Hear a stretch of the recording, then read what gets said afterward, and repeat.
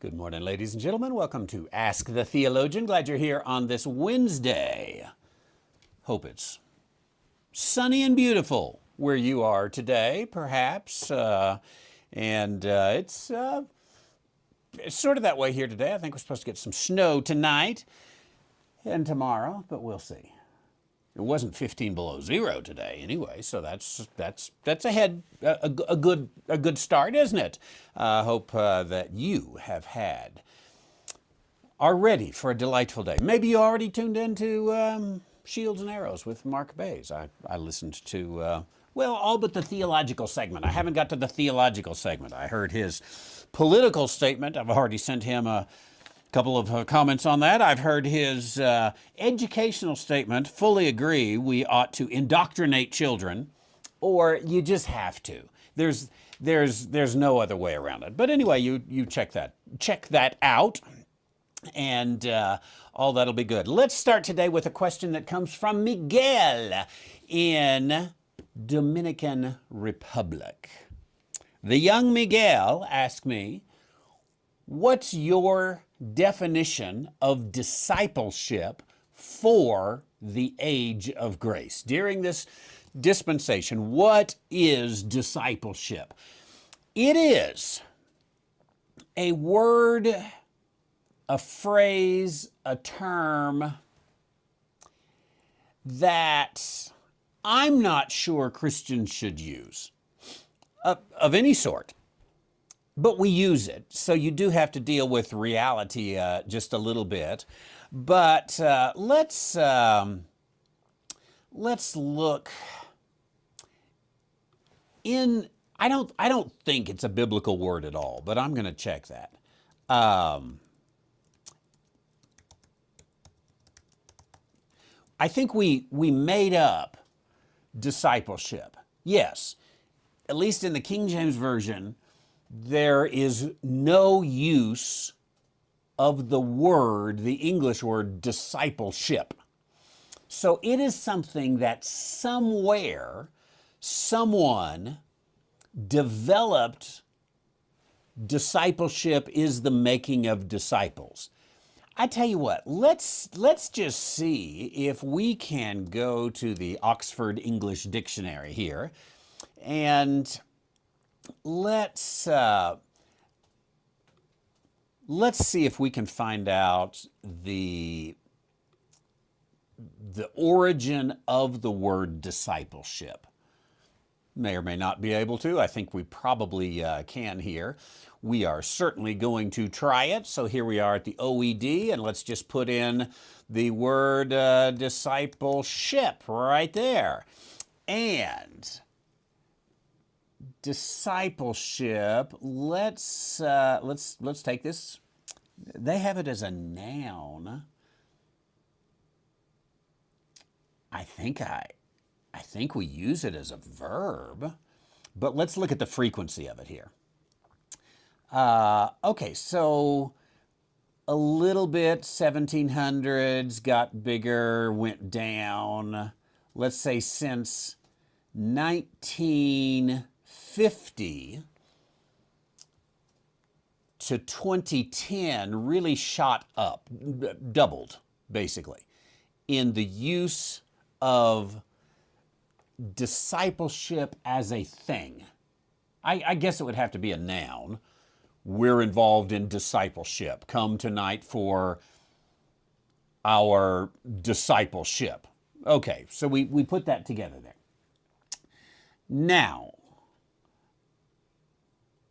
can we see when it came about? Let's go here. Where does the noun come from? The earliest known use of discipleship is mid-1500s. Earliest evidence for discipleship is from 1549 in the writer Hugh Latimer, Bishop of Worcester, preacher and Protestant martyr. So, what we do have is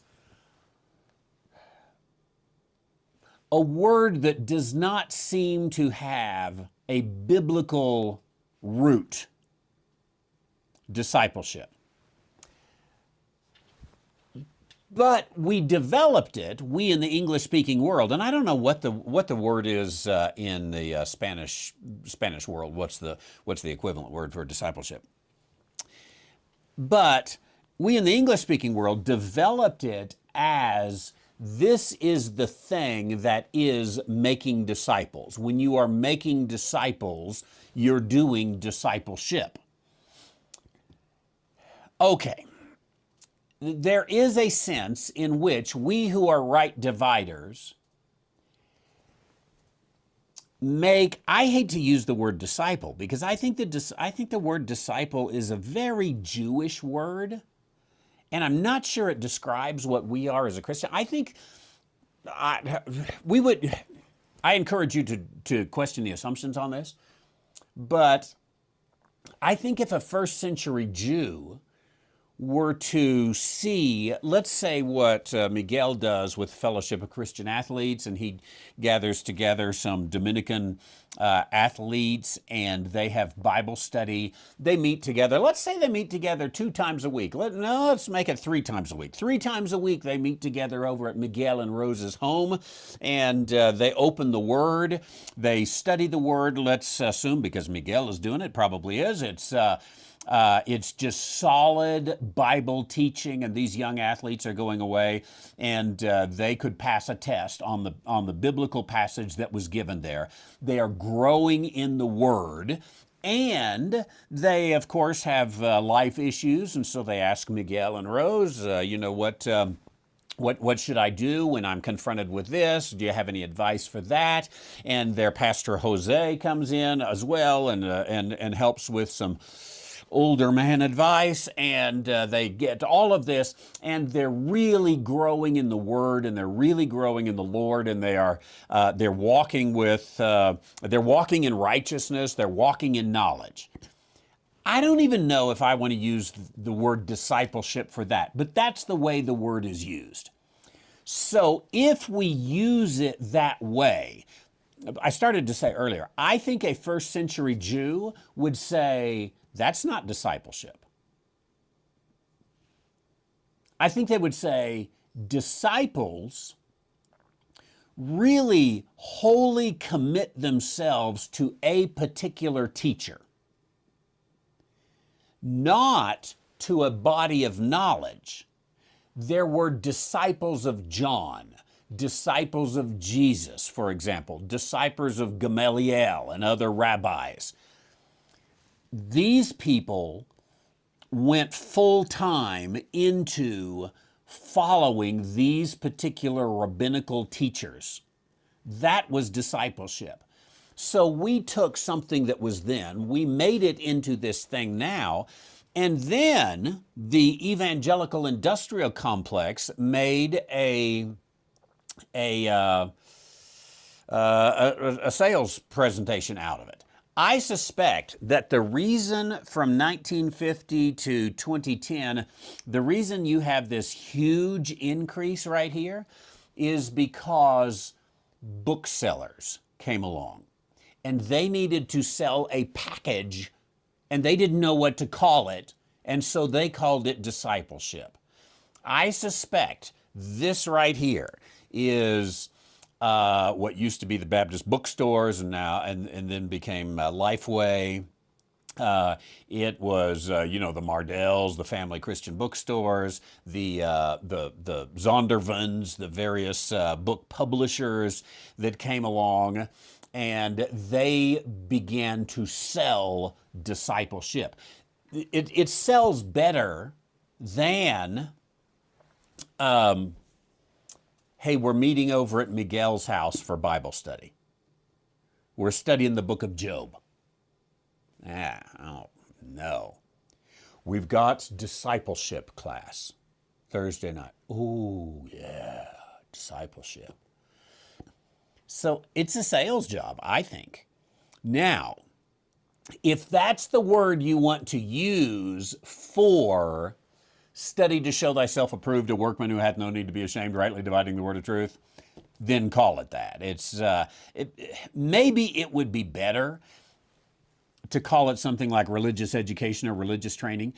Strangely enough, I think that That's probably what it's called when you get outside of the evangelical world. The evangelical industrial complex has sold this discipleship thing to us. What would be interesting if we could study in the frequency of this word, if we could also study where it's coming from, different quadrants of society, I wouldn't be surprised if we find that 90% of those is used in even evangelical circles.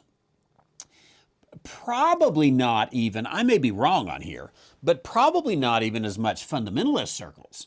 Fundamentalists would probably talk more about Bible study. You know, we're coming to Bible study. They might talk about Sunday school. You know, they're so old-fashioned. So this evangelical world created, marketed, and sold this thing called discipleship. Now, let me give some of my Baptist background. I was a Southern Baptist, and as a Southern Baptist, when I was a kid, we had training union. And you would go to training union, usually Sunday afternoons before Sunday night church. You would go to training union. And training union was kind of age graded. There was the children's training union and the teenagers training union and the young adults training union and the senior adults training union, whatever. And it really was I think a good thing. It taught doctrine, history. For example, the series I'm doing now on Kingdoms of the Cross, that would be a training union kind of thing. The series I've done on what is Reformed theology, that would be a training union. It's a doctrinal kind of study. You would do that in training union. And it was also designed, geniusly, I think, it was designed to develop leaders. Because in training union, you had a little quarterly, but really what it was designed is you would say, here, Madison, next week you're teaching this segment of the lesson.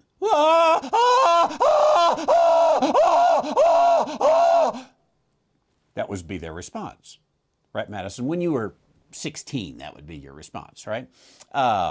And I've got, I don't know how to teach. I'm not a teacher. I'm not trained. Exactly. It's right there. You stand in front. A lot of times they would stand in front and read it. King James, the first of England and Scotland. And so it was kind of boring. But it got people up in front of people. It was training union. It was a union of people who came together to be trained. But training union then began to sound old-fashioned. And so then they changed it for a little bit of time. It was called church training. And then eventually they changed it to discipleship training. And now it's just discipleship. We've got discipleship. In fact, usually now it's like, hey, we got life groups. All of that comes down to say, how would I define discipleship? I would define it as a made-up thing. I would say, assuming we direct this towards the Fellowship of Christian Athletes in Dominican Republic, I would say, gather together young men and women and do Bible study. Train them in biblical knowledge. In that training of biblical knowledge, give them some doctrinal training, doctrinal instruction as well, in rightly dividing the word of truth. If you have to call it something, we live in a world that has to call everything something. It can't just be Bible study or,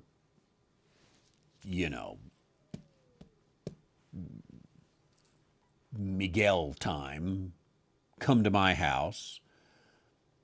It's gotta get fancy. I think probably give up the fancy.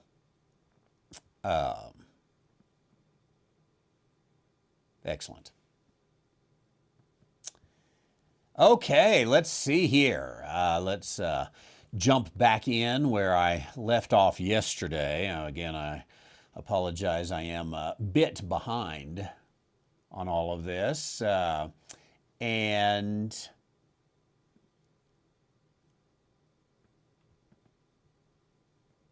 we are starting, I think I've got this right. I'm going to start with Susan in Clinton, Iowa. Good to see you, Susan. Iowa gets on the news once every 4 years, and next month, leading this month too, it's time for Iowa to be in their 15 minutes of fame once again. I like Iowa. While we're talking about Iowa, I always enjoy when I go to Iowa. I'm like, this is a nice place. Iowa's nice.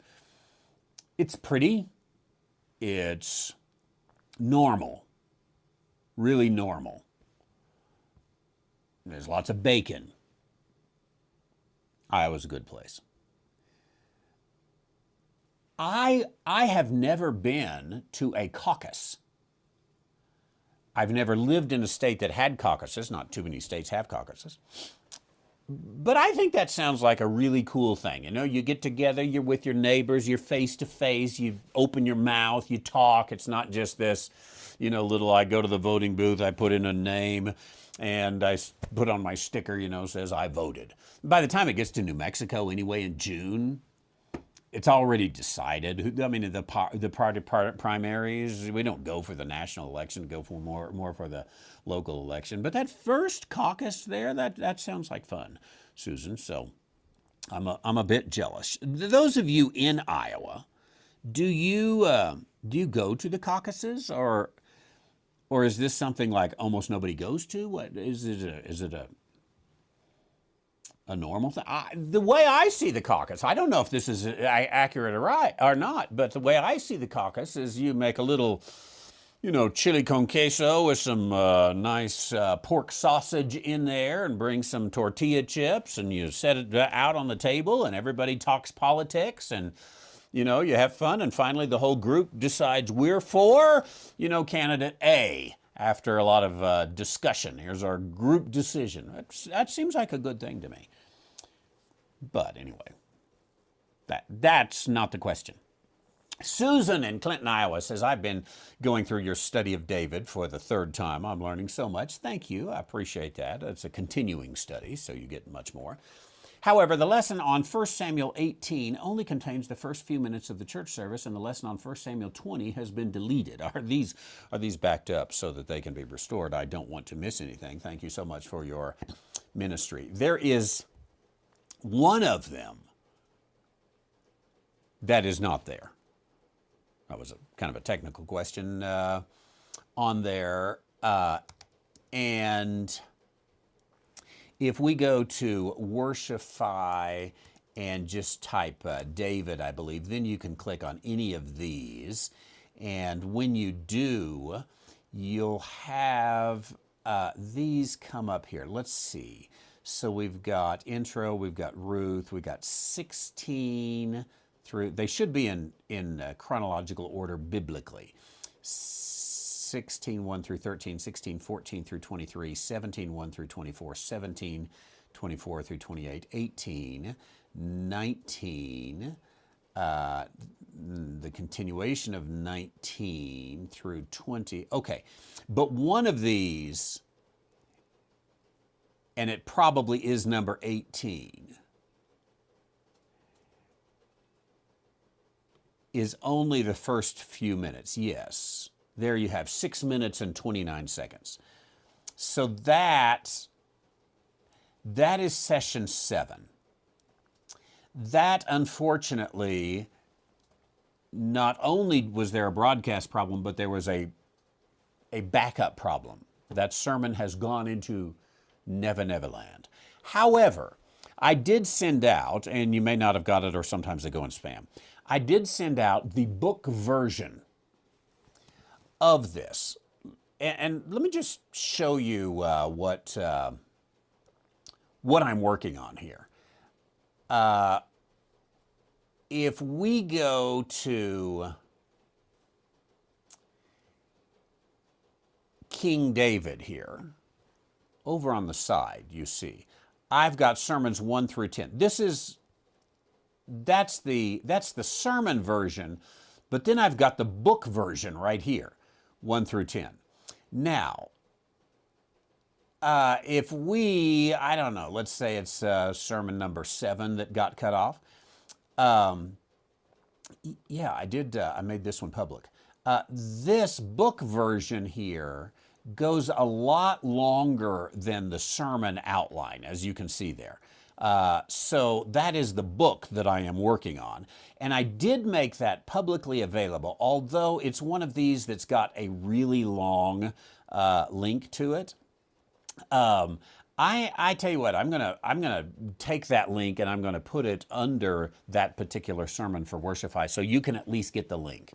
Or send me an email, randy@randywhiteministries.org, and we'll take care of that for you. Sorry about that. The one on 1 Samuel 20 been deleted. You know, on YouTube, I think on YouTube, search through there, I think we uploaded a new one, but it may be under a different link. I'll check that out. Thanks, Susan and Clinton. I appreciate that. And I've enjoyed our little David study. We'll one of these days get out and have a book on all that.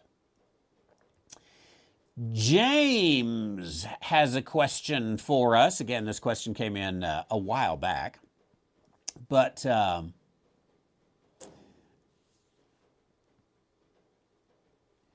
James says, can you please tell me why the King James Version translators chose to use the word things in Job 26:5? Let's jump right there and see if we can figure that out. Job 26, verse 5.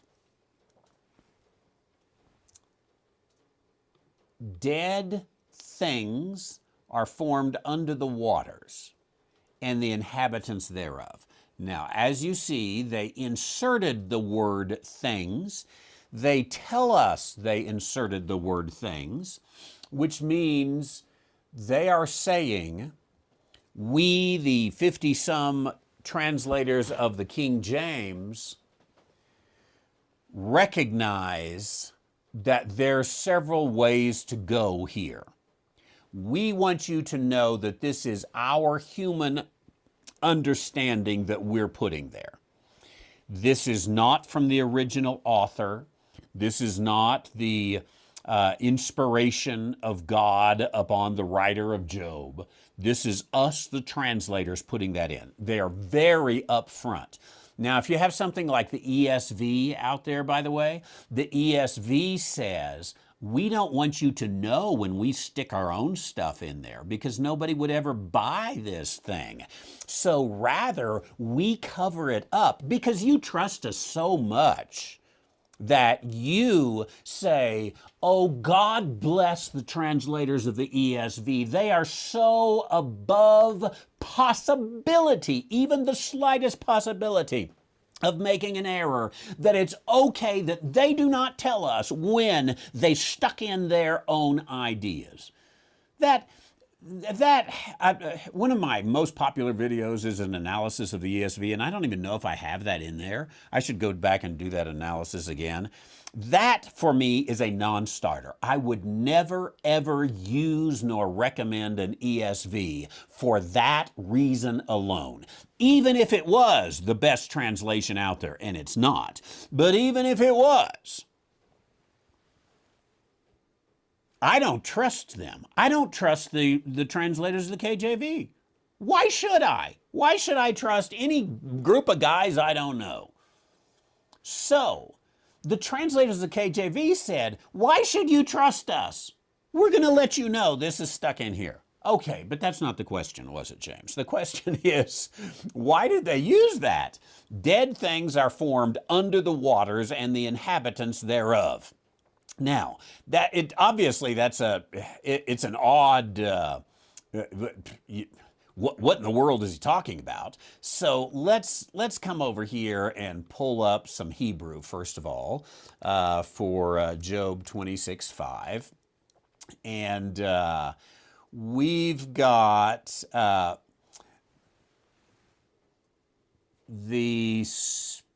I'm gonna look at the Young's literal at the same time, because Hebrew interlinears are notoriously difficult. Okay, the Rephaim are formed beneath the waters, also their inhabitants. The Rephaim became dead things. Now, this word right here, I'm not sure how well you can see that. That is ha-Rephaim, ha-Rephaim. So, let's see what the New King James, they probably put Rephaim. No, they said the dead terrible, those under the waters and those inhabiting them. Oh, tremble, excuse me, the dead tremble. The dead things are formed. See, this particular word right here for formed, ESV has formed, KJV has formed, NKJV has tremble. My guess is it means formed, not tremble. We're gonna work around this till we can get to things. The ha-Rephaim,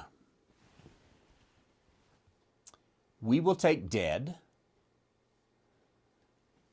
We'll find this particular Strong's word. We will look at it as it's used in the scripture 8 times, all as dead. Now let's look at Psalm 88:10. Wilt thou show wonders to the dead, the Rephaim? You could put things in right there as well. Psalm 88:10. Shall the dead things arise? Proverbs, several of them. Isaiah has deceased dead. Now, let's do another thing here. Let's pull up on the left side here the Strong's Enhanced Concordance. Rapha, in plural Rephaim, translates as dead, ghosts of the dead, shades, spirits, comes from the word for healing, actually. It's a strangely enough, it's a form of the word healing. Remember Jehovah Rapha, the God who heals? Rapha is you didn't get healed. You got to be careful when you talk about Jehovah Rapha, not Jehovah Rapha. Jehovah Rapha. A very big difference there.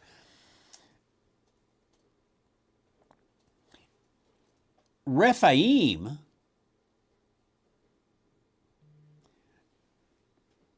could be argued to be a type of Nephilim. Now, let's put some of that thinking together. You could say the dead are formed from under the waters. But that doesn't make sense, because the dead aren't formed from under the waters. You would have to allegorize or something dead or under the waters. The King James did not believe in not translating, so they couldn't do like Young's did and say the Rephaim are formed under the waters. That would make some sense, that in the deep is the place that these Rephaim come. So they had to put some translation to it, dead things. Now, this gets weird, but you could take this like, I suppose the most modern sense that we would understand would be zombies. Zombies are formed under the waters. That phrase, under the waters, maybe in the deep.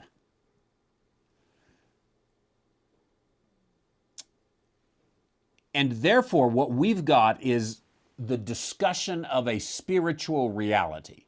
Now, if you've got to explain that in English, which is what the translators had to do, the king did not want them giving Greek and Hebrew, except in names and places.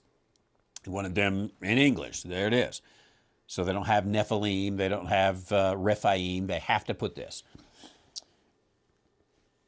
Probably you would end up saying, I don't even know, while we've got the OED up here, the Oxford English Dictionary, let's just go back over here and type zombie and see where that comes from. And zombie comes from, 1788, I saw in here somewhere about me. Back up we'll just go to frequency right here. See, you don't even have, I think I saw 1788, but there's a 1830. This isn't something that really, again, it took place in the 1950s with the evangelical industrial complex, the beginning of that. That's when you had the zombies in church. So they didn't have a word like that. So my suspicion is, why did they use the word things? Because they're not just talking about the dead or, a person who's dead. They're talking about dead things. It's not easy. But remember that also, and this is important, Job is a poem. And so you've got poetic language. So Job, you have the opportunity to say, dead things are formed down in the deep, under the waters, and the inhabitants thereof. I think, and we could go back to my notes on Job and see what I had to say about this, but I think that here he is talking about the Rephaim, these spiritual beings that come there, and that's, they were limited in what words they could use that would communicate. That's my best guess on it. Now, let's go on. Why did they use became us in Hebrews 7:26? Let's find out.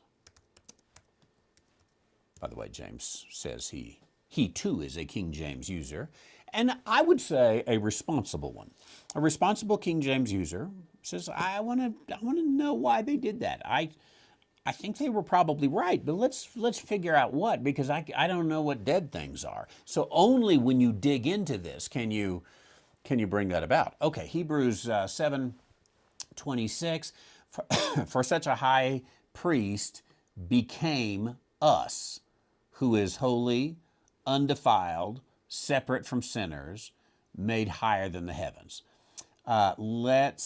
Let's go ahead and look at that in the Young's literal translation. For such a chief priest did become us. Let's check Darby on this one. He was a good linguist. For such a high priest became us. Let's go ahead, Daniel Webster. For such a high priest became us. Okay, so pretty standard. I'm going to say they used become us because become us is what the Greek was, and they didn't want to say something different. But let's see here in some of the other versions. Hebrews chapter 7:26, and then we're going to check the Greek also.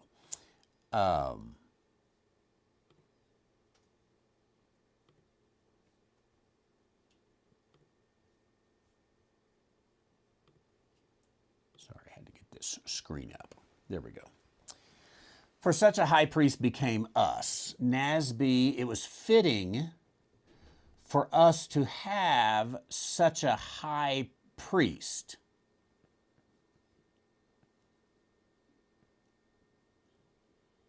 Holy, it's fitting for us to have such a high priest, holy, Okay, there is a comma right there. Fitting for us to have such a high priest. It was indeed fitting that we should have such a high priest. Such a high priest truly meets our need. There's one of two things here. Either the modern versions are not going with what the text actually says, or make it three things. Maybe there's a textual variant here. I kind of think there's probably not. Or it's the old use of become. Like, we used to say, for example, well, that tie is very becoming on you. You look like Donald Trump if you had hair. You look like a bald Donald Trump when you wear that blue and that red. It's very becoming on you. So became us maybe is an old way of saying it behooves us, or it was to our benefit. Now, to find out, let's go into the Greek on it and see if we can pull that apart here and take a look. For such became. The word became, propo. Yeah, it is it's fitting. It's appropriate. Ah. Okay.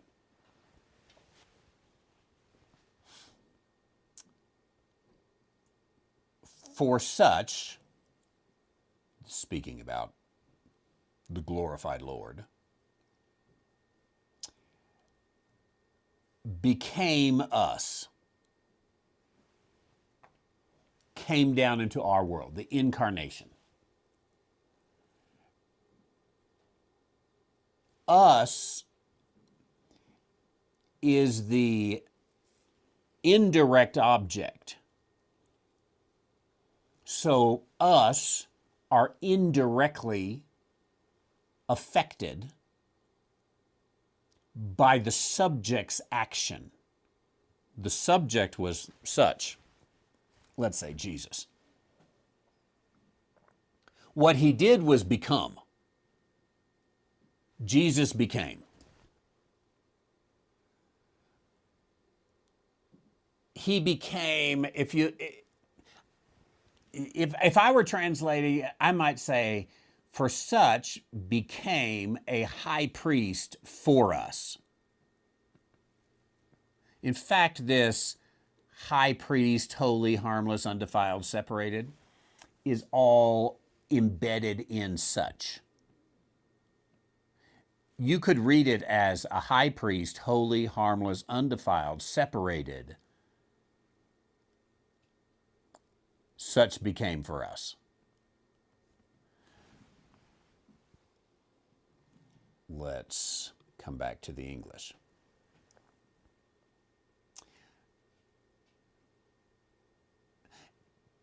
Here's what I would do. See the who is.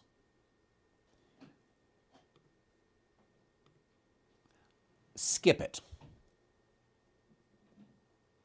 Let's back up to verse 25.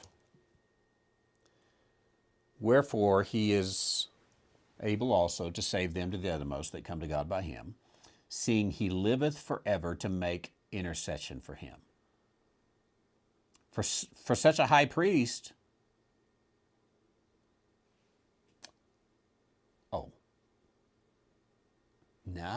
this is where we need to read it. I was reading such as the Savior. It's not Jesus. It's them. That's us. To make intercession for them. For such, a high priest became us, holy, harmless, undefiled. It's a little bit archaic language is the issue. It's right, but it's archaic. And, and so probably the easiest thing is just to write in. This accomplishes the same thing. He became for us. For such, us, a high priest became for us. What kind of high priest? Holy, harmless, undefiled, separated for sinners, made higher than the heavens. For those such as us, that's what he became for us. So it's just complicated English. Now, should you uncomplicate the English? I don't think so. I think you teach to the higher end.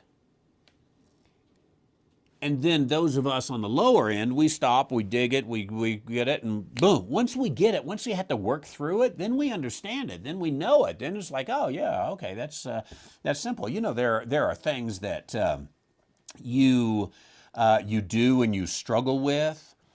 We've talked about some of our machines around here. We have a few machines that are persnickety, and yet once you do them enough times, you know exactly the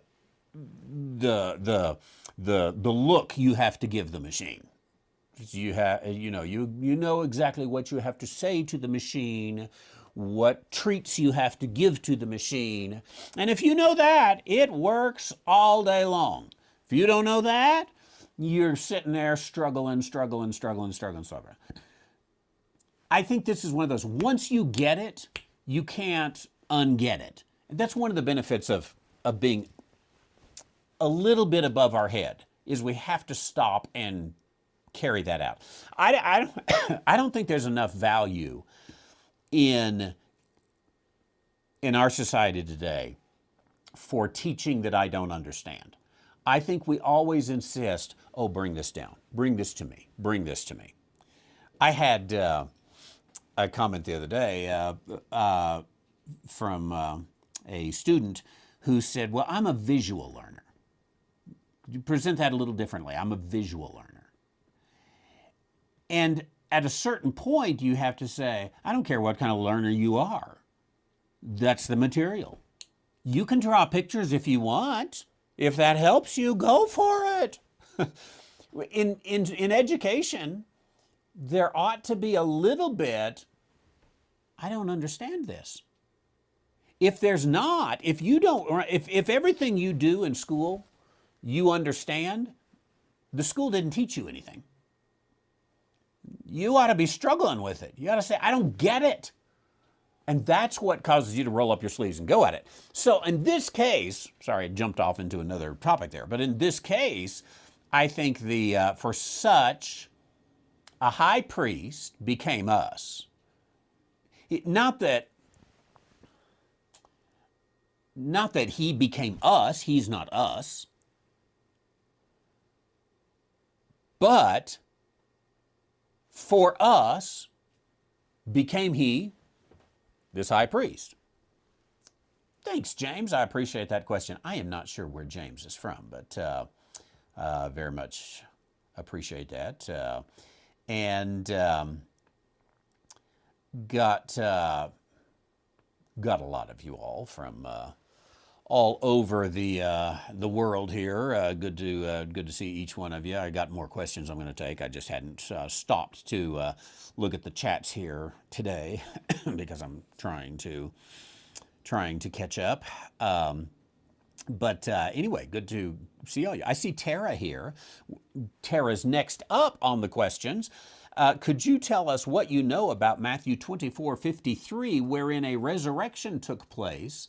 Oh, who then went to Jerusalem? This is let's see, I think in Hebrew we say it this way. It is a booger. Oh boy. What do we do with this? Matthew 24:53. You will recognize it if you don't already. And let's see. It's actually that's the wrong chapter. Maybe it's 23:53. No, it's in there anyway. We got the wrong reference here on the question, but But it's the passage at the resurrection or at the crucifixion in which there are a number of people who come back from the dead. And they go into Jerusalem. Who are they? Tara says, were they the folks from Abraham's bosom? They got to live twice. To witness this would surely make the most stubborn believe. And then Tara gives her comment, freaky. I like that word there. That's freaky. Who are they? Boy, so many possibilities. I have not, in a long time, done a study on that particular scenario. They are called saints, and so they could be folks from Abraham's bosom. I don't think it's everybody, like Moses, Joshua, Abraham, in the tomb of the prophets there, Zechariah and other prophets, is right there in Jerusalem on the Mount of Olives. It does not appear that it's every good Jew that ever died, because that's what's going to happen at the resurrection at the second coming. Those people are going to be raised from the dead. But there clearly are some particular saints. Is this a thing of there was such spiritual power, might we call it, Trent and I were having a little discussion yesterday about electricity, might we call this a spiritual electricity that took place that literally brought the dead back to life? Could be something like that.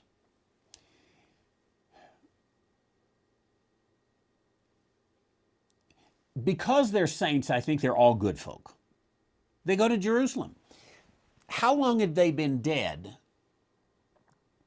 And what form did they take? Was it, I know you.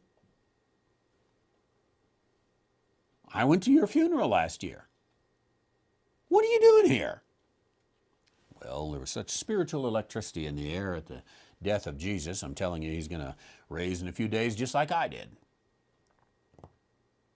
That would make the most stubborn believe. But was that the case? Or are these people that were dead, for centuries, nobody knows who they are?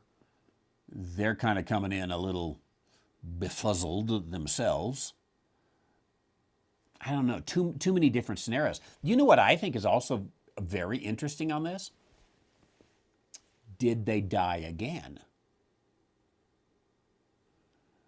Did they die again? Or did they ascend with Jesus when he went into heaven? There's no evidence of that in the text. Or do they live today?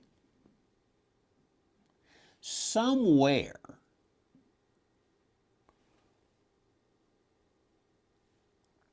humanity got the idea of some people who live forever on the earth. Vampires, for example. They never grow old. And I'm wondering if they're still here. The only reason I bring that up is in John's gospel, Jesus said, it's at the John chapter 11, Jesus said, I'm going to paraphrase, but this is what it says. One who dies and rises again shall never die. Well, those people died and rose again. Are they still here? I've only got one word to say. Freaky. I wish I had a better answer for you there. Certainly somewhat freaky.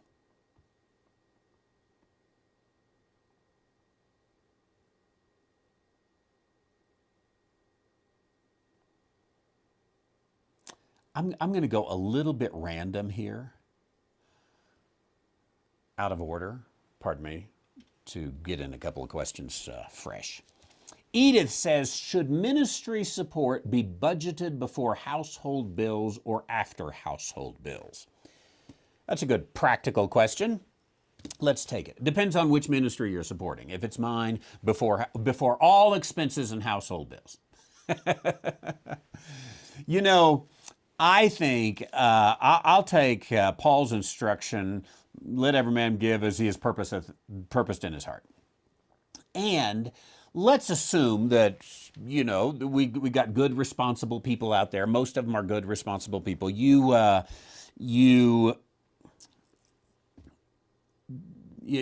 plan well. You certainly buy things you don't necessarily need, but you're not just a spendthrift. What do you call a person who spends too much? You're not just willy-nilly, you know, buying everything you see. You decent, you know, you try to make it. You know, I got the electric bill to pay, I got the gas bill to pay, I got the whatever, the insurance bill, I got all these bills to pay. I got to put some food on the table. And I would like to give this this ministry a little bit of money. $8, $10, $100, $1,000, whatever. I'd like to give it a little bit of money. Now, we all know that money is not endless, unless, of course, you're elected to Congress. We know that money is not endless. So times do come in which you say, oh, an expense came up that I was not expecting. It happens. This morning I had to go buy a $200 battery for my snowplow. I wasn't planning on that. I didn't want to spend that much. But it's either that or I stay home till March. You know, what am I going to do? You spend the money. Well, I did think about staying home till March, but anyway, you spend the money. Well, that money has to come from somewhere.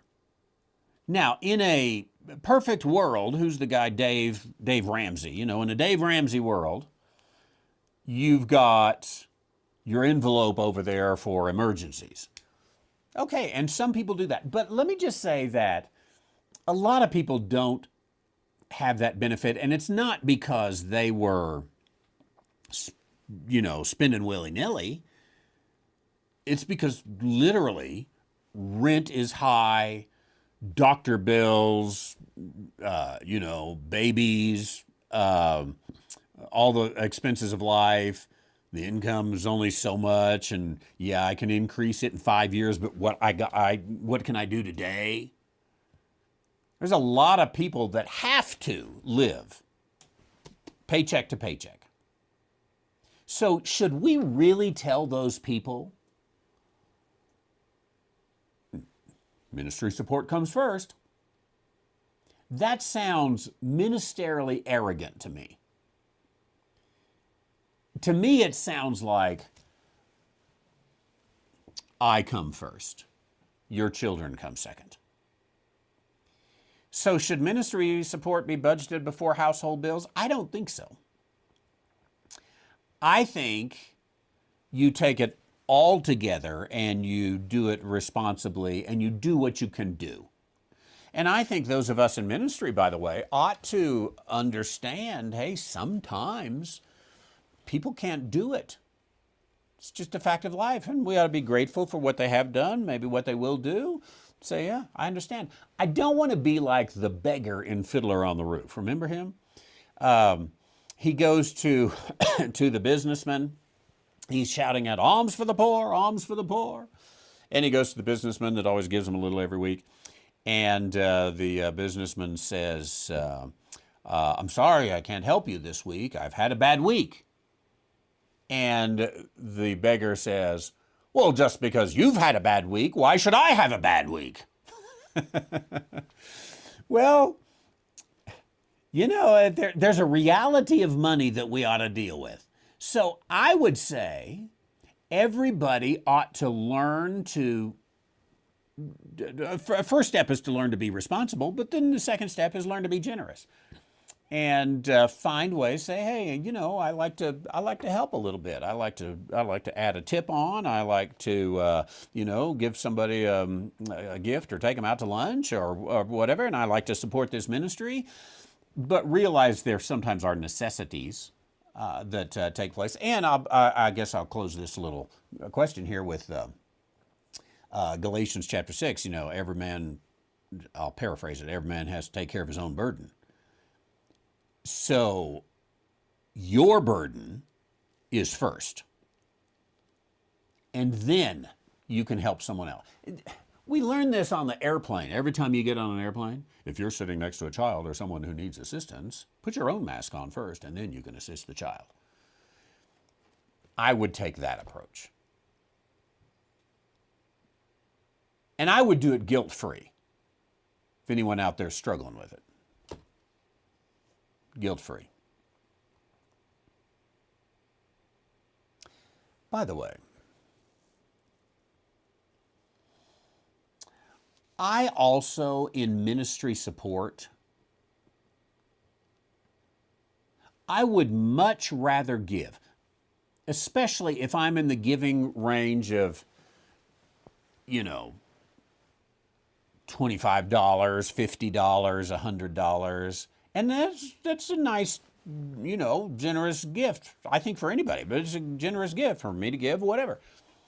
I've got some missionaries that I support, and I support most of them in the $25 to $50 a month. I would much rather give my, let's say $50. I would much rather give my $50 to a ministry or a missionary that I know that $50 will make a difference. I'm not a big box ministry kind of thing. And literally, I do look at some of these ministries out there, and they've got big, huge, very nice buildings. And they got a lot of bills, but, they got a large staff, all that kind of stuff. And I want them to all be paid for. But honestly, my $50 isn't going to be they can do it or they can't do it. I personally like those ministries that $50 goes a long way. That will help. I'm not necessarily against ministries getting big, but I think that when I give, I want to know. This kind of makes a difference, even if the difference is a little bit of a blessing there.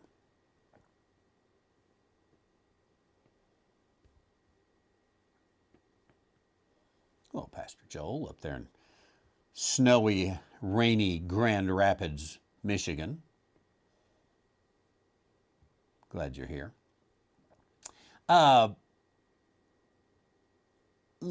Again, I'm a little bit out of order. I'm going to go to Shrewsbury, England, because it's getting late over there. In a question that just came today, what do you think of the prophetic custom explained by Robert Young in his preface to the Young's Literal Bible? Let's see if I can find it, because it's not something I have studied. And I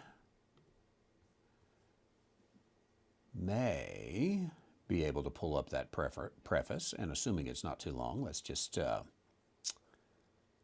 take a look at it.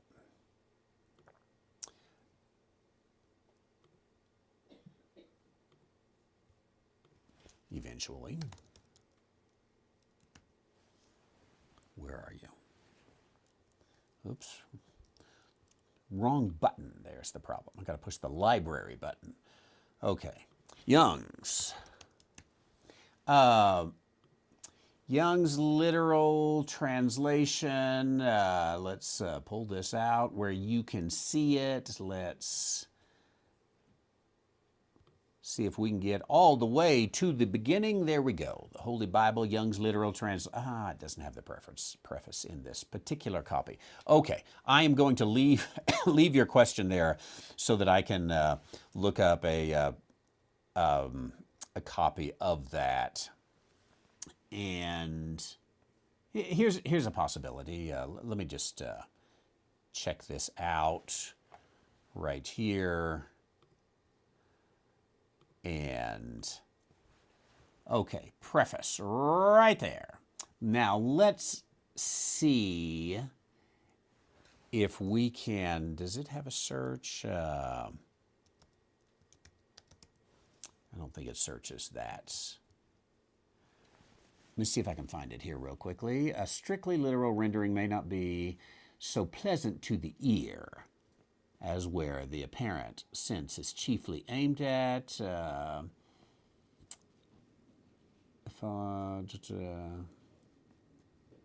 Okay, I tell you what, yeah, that's the end of Robert Young's.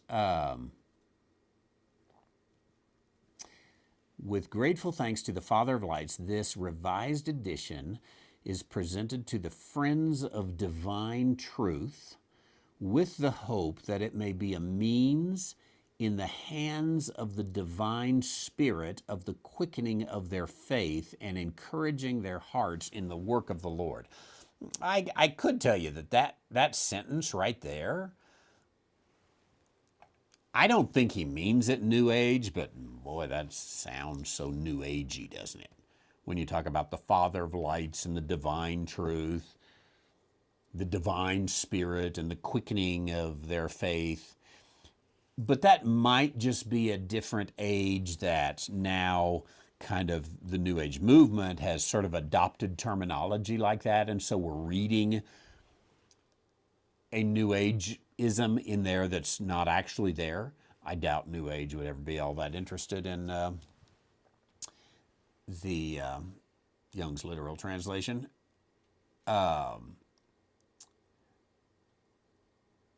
So I'm going to go back and read the preface because I don't know that I've ever read the preface.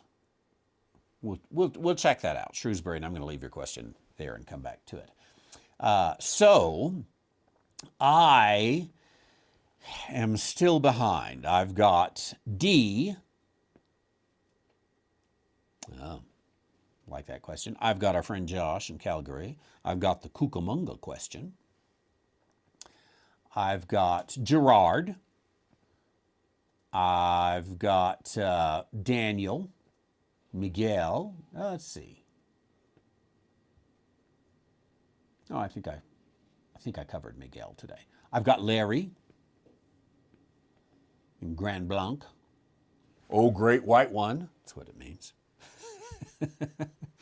I've got another Manny. Davy up in Ireland. And Shrewsbury. Thank you all very much. Great to be with you here today. I appreciate you, and you all are a blessing. I'll be back tonight. We've got the Gospel of Mark. Look forward to that, about 6 p.m. In fact, we'll probably be on time tonight because we have canceled it locally due to weather. Not only do we have several sick, but it's bitter cold, and we have snow coming in tonight, and I wasn't sure what was going to happen. So I said, let's just do it online only, which means I'll probably start on time.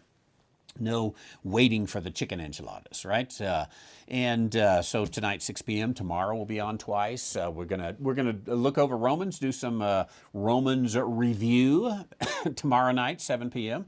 That'll be nice. And of course, Ask the Theologian, both today and tomorrow. You can put your questions in 24 hours a day, 7 days a week at askthetheologian.com. Always great to see you. Randy at randywhiteministries.org. Check out our website. Worship.I is where we post all of our broadcasts, easy to find in the search bar there. And I look forward to seeing you soon. And until then, thank you. And God bless you. You just go out and rightly divide the word. We'll see you.